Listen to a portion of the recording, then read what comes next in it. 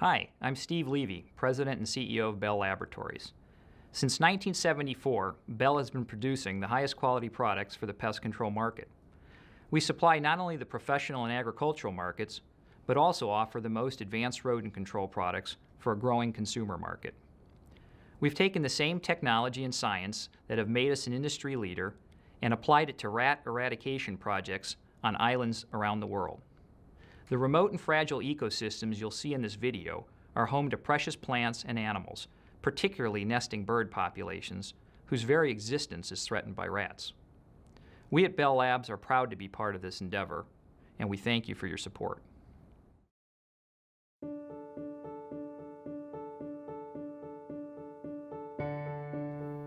As untouched and pristine as these remote islands appear, beneath their beauty lies a serious global problem that threatens many native species with extinction: rats. Rats arrived on these islands aboard ships of early explorers, and for centuries have thrived, wreaking havoc on native plants and wildlife. But it's the seabirds, in particular, that are vulnerable. Birds rely on these remote islands to breed and raise their young. Yet nesting birds are easy prey for rats that eat their eggs and young chicks. Today, 95% of all known bird extinctions occur on islands. Off the coast of Alaska is a remote island, aptly named Rat Island.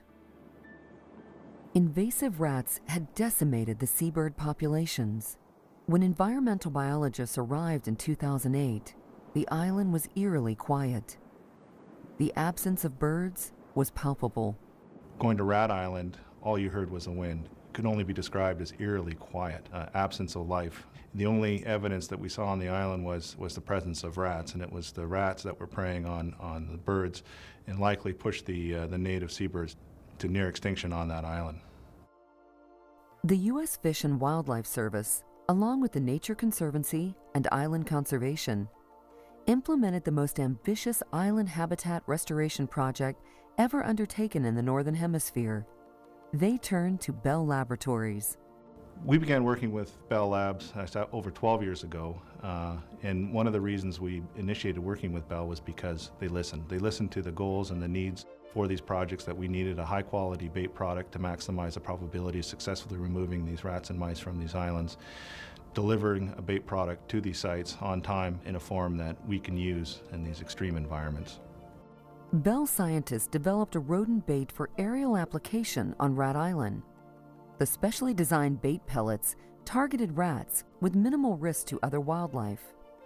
The recovery on islands can be very quick, and we saw a recovery on Rat Island initiating within a year of bait application onto Rat Island.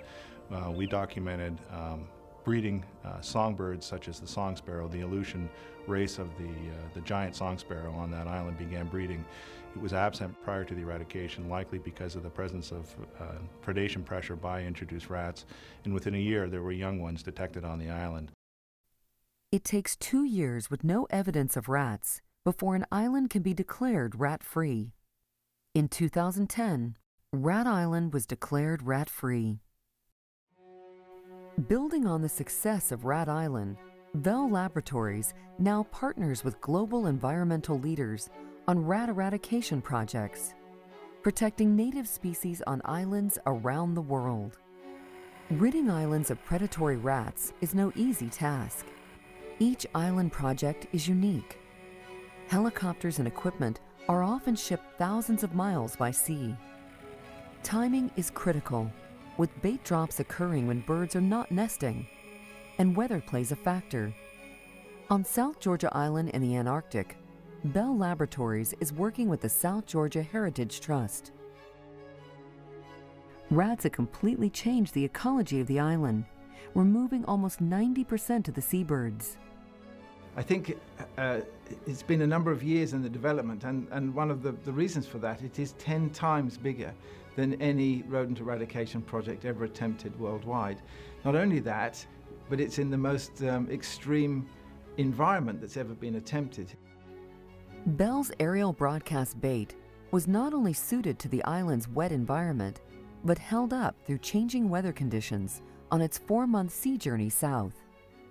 To my great relief and delight, the bait looked as good as it was the day it left the factory here in Madison. So it was in absolutely perfect condition, and we spread it very successfully. There was very little debris.